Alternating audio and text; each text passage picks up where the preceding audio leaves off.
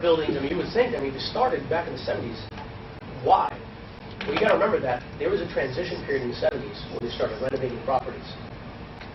And one of the most expensive elements of a commercial building was the AC, because they didn't have central heat and air. And so what these newer buildings were doing is they were introducing the new central heat and air systems for commercial buildings.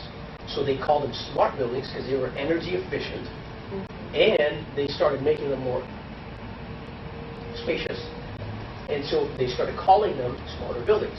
Now, what that translates today is that a smart building today is a building that has more features that are connected with the technology within its time frame, right? So if you got your T1 lines and all the other elements that are connected within the building, T1 line. Basically internet.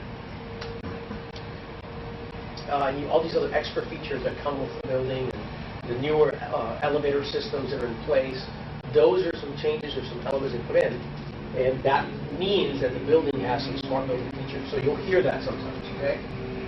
TI, anybody heard of TI? Which obviously is fairly easy. Tenant improvements, all right? Fairly simple. These are your tenant improvements that you would bring in. So for example, and we'll walk through one of the floors later today and really show you in person. But typically, you would come to a place like this if you were going to lease the entire floor, and this would all be gone. So it would just be flat slabs of concrete. What you would typically do is you would bring your tenant in, offer them a lease opportunity for them, and you give them a budget which would be your tenant improvement budget.